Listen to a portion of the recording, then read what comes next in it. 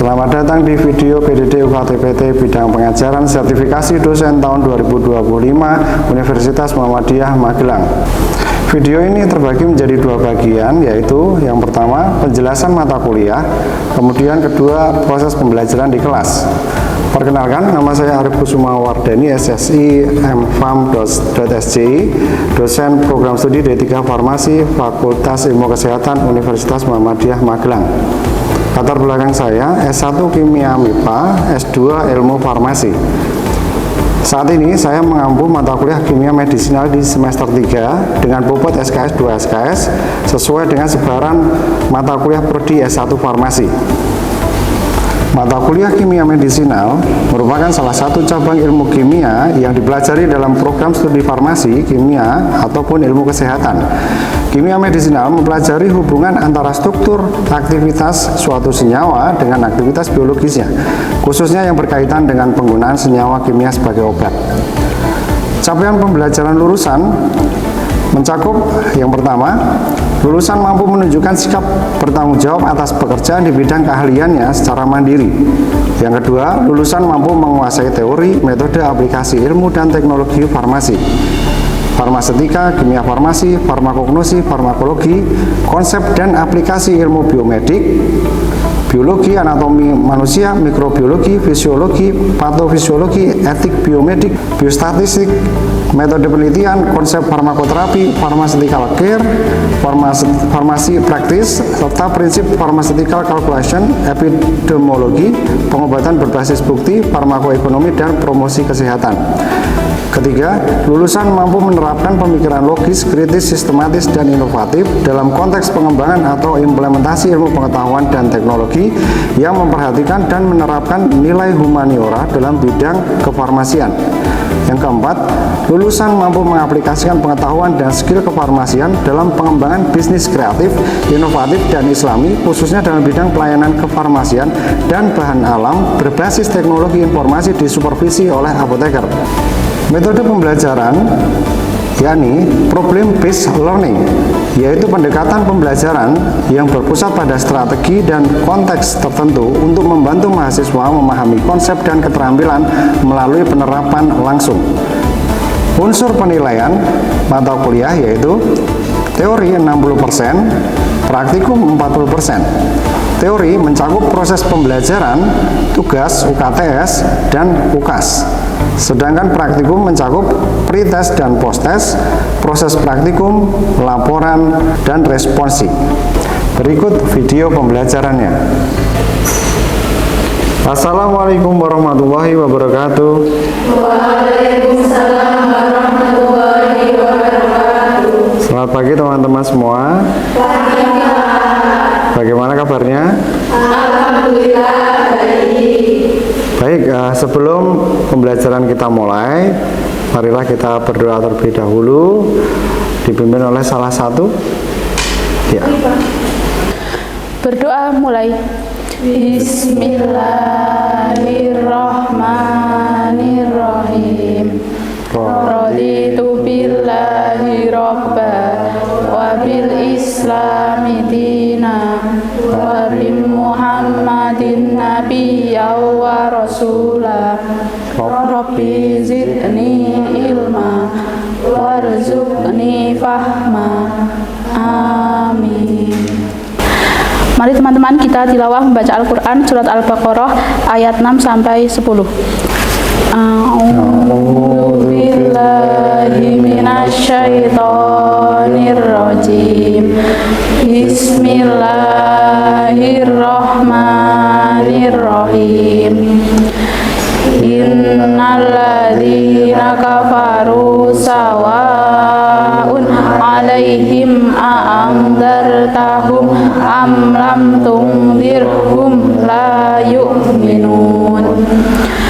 Khatamallahu ala qulubihim wa ala sam'ihim wa ala absarihim ghishawatun wa lahum adabun alim. Wa minan nasi man yaqulu amanna billahi bil yaumil akhiri wa ma hum bimu'minin yukhadi'una Allah walladzina amanu wa ma yahda'una illa anfusakum wa ma yash'urun fi qulubihim maradun fazadahumullahu marada wa lahum adabun alim bima kanu yakdzibun. Shadaqallahul alim. Pada kesempatan kali ini kita akan mempelajari apa itu molecular docking. Ya, seperti yang sudah kita pelajari sebelumnya sebagai pengantar, mungkin dari kalian masih ada yang ingat dasar-dasar dari molecular docking itu apa? Mungkin salah satu bisa mengacungkan tangannya. Oh iya, baik, silakan Mbak Jihan. Molecular docking itu pengetahuan dasar tentang hubungan struktur dan aktivitas biologis dari suatu senyawa, Pak.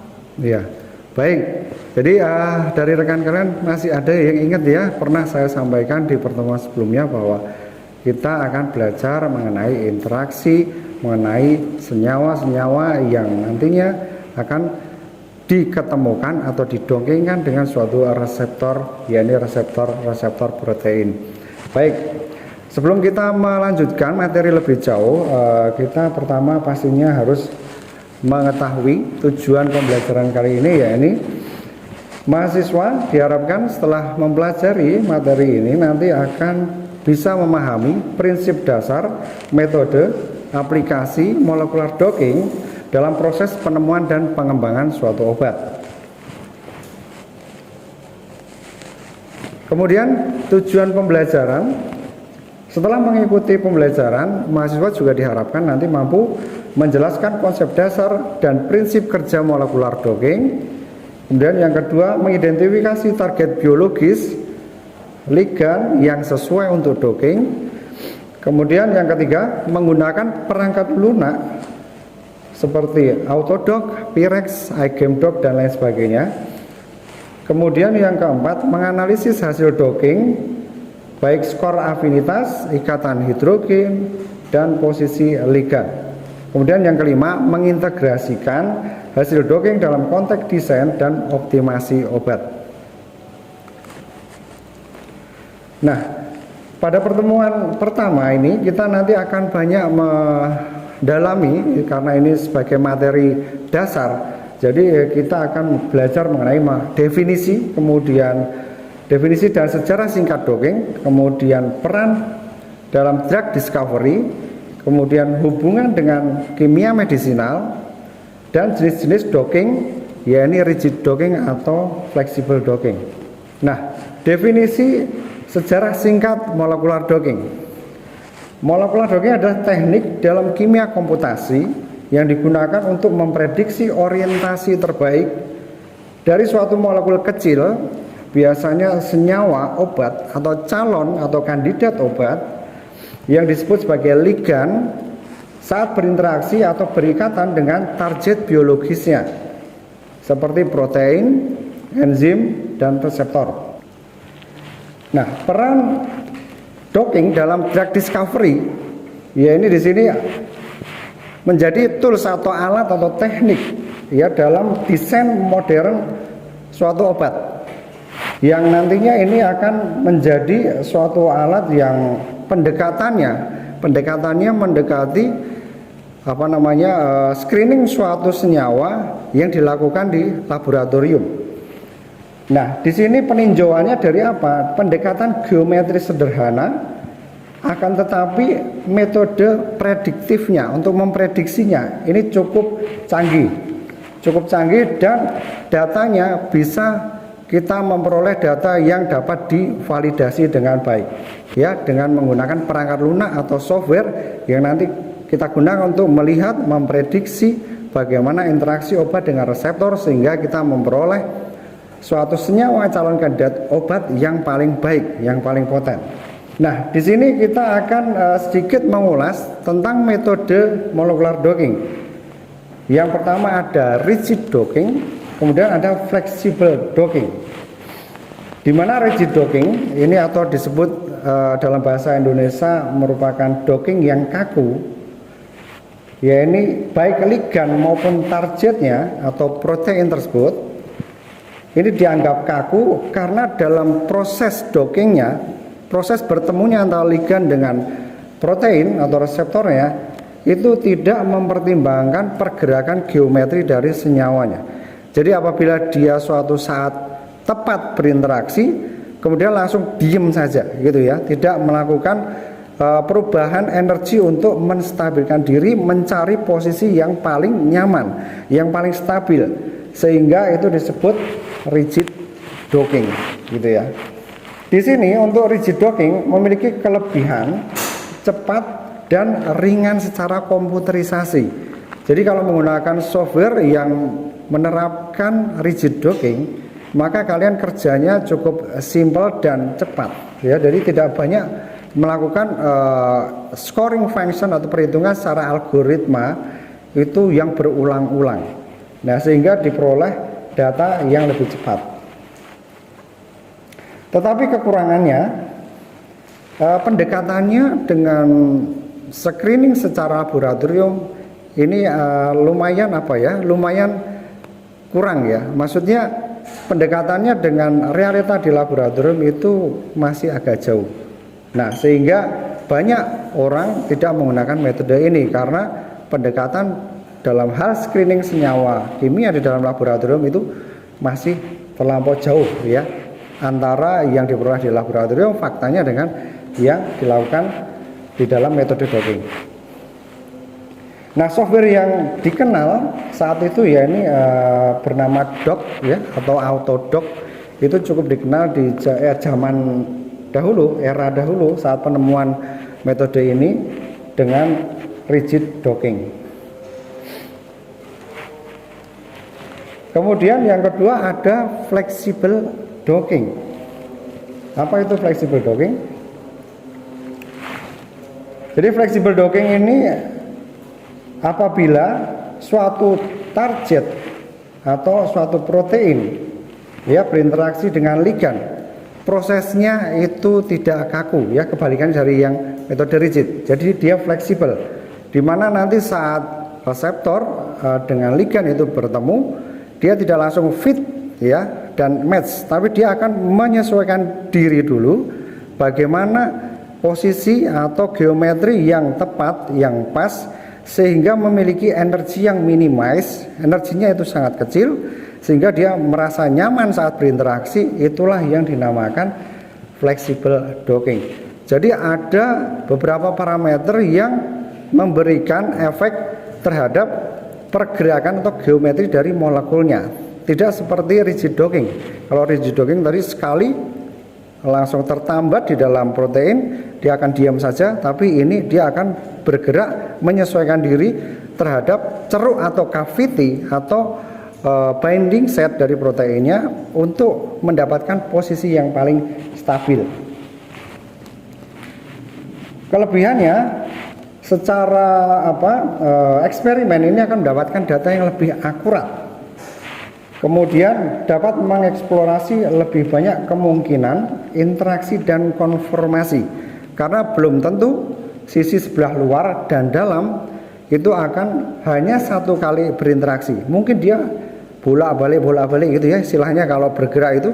Jadi ligannya bisa memutar ke kanan, ke kiri, ke bawah, ke atas, sehingga dia memperoleh posisi yang fit setelah dia benar-benar stabil.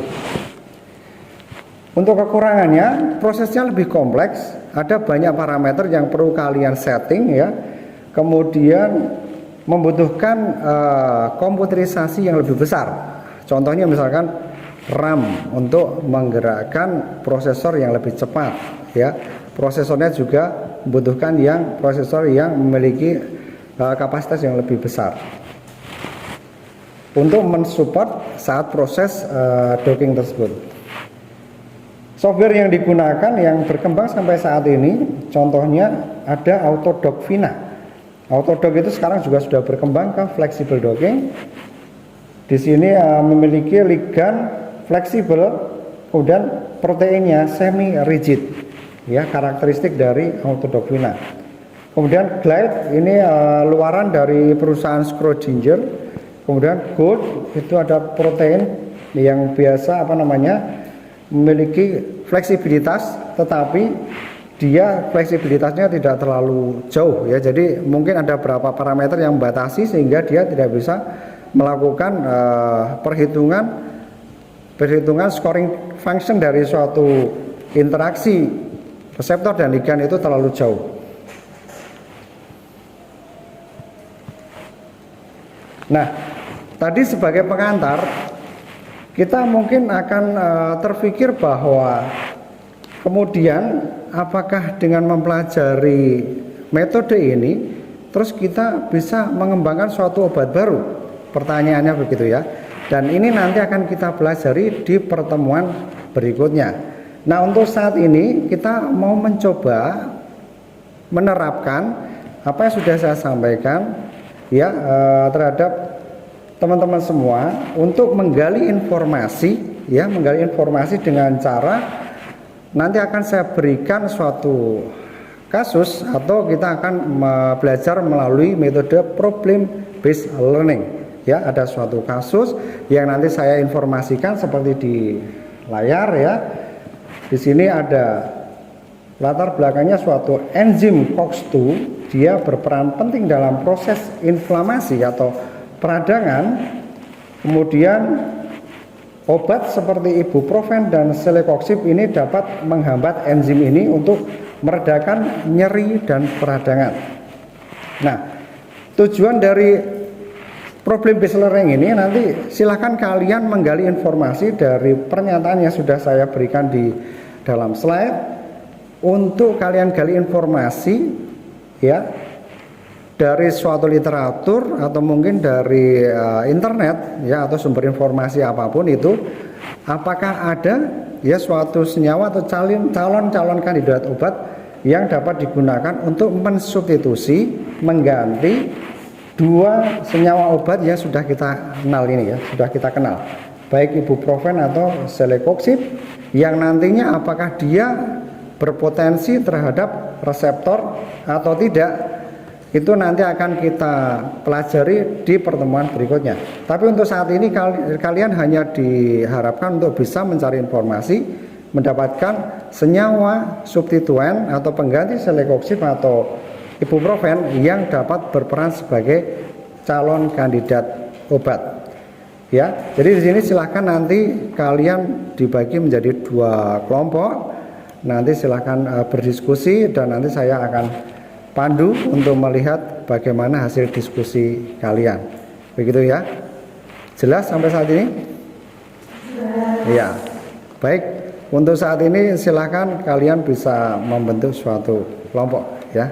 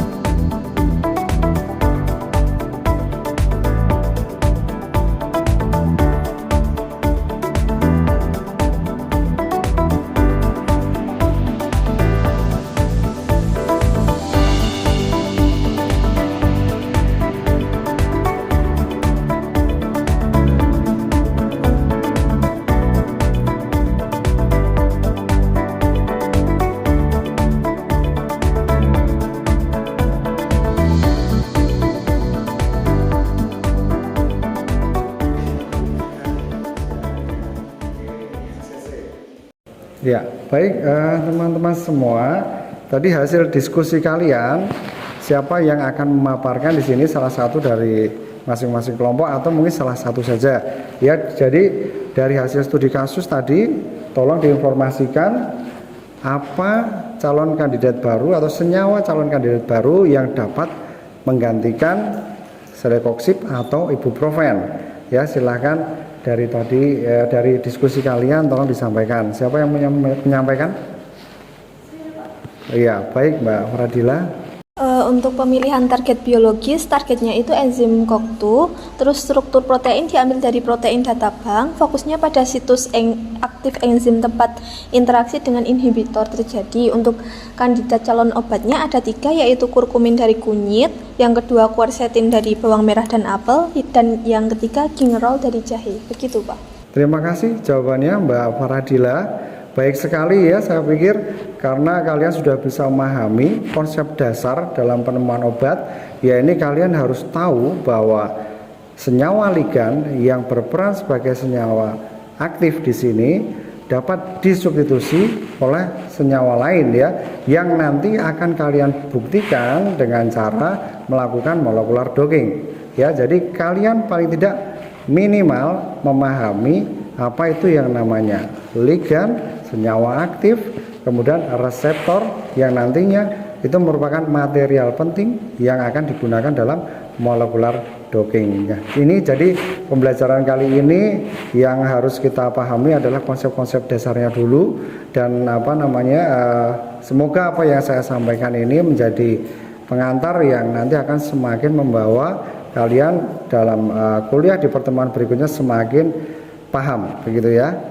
Baik, sebelum kita tutup perkuliahan pada pagi hari ini, saya berikan beberapa tugas atau mungkin satu saja tugas nanti yang bisa kalian kerjakan di sini, dan itu sudah saya sematkan di LMS Muka Unima ya untuk mata kuliah kimia medisinal. Silahkan kalian buka karena ini waktunya terbatas ya. Mungkin sebelum pertemuan selanjutnya kalian sudah harus upload atau mensubmit ke dalam LMS Moka ya, nanti kemudian akan dievaluasi hasilnya seperti apa, begitu ya. Jelas sampai saat ini? Jelas. Ya, sekali lagi mungkin sebelum saya tutup, apakah ada pertanyaan yang akan disampaikan? Ya, baik, silahkan Mbak Fania.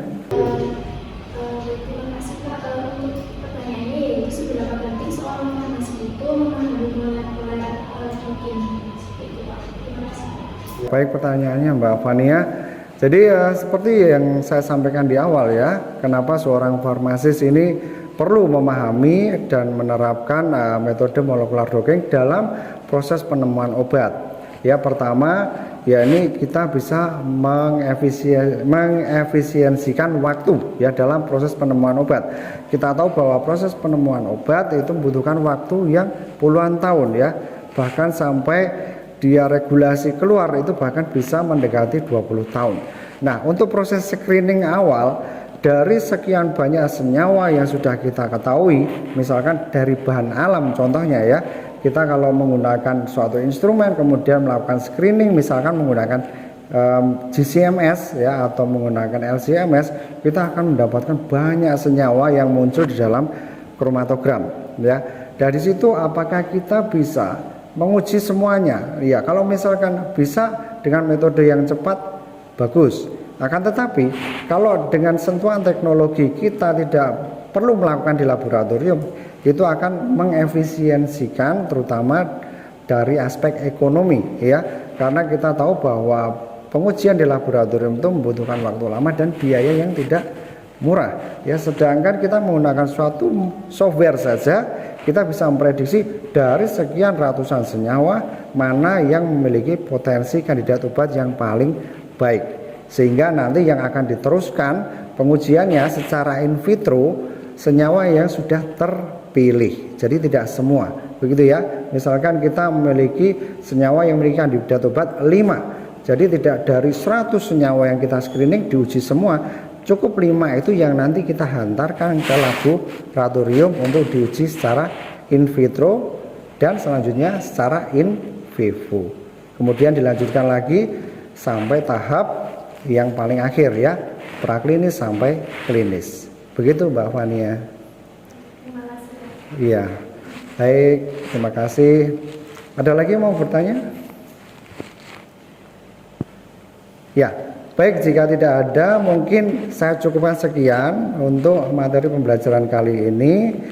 Semoga bermanfaat ya. Terima kasih atas perhatiannya.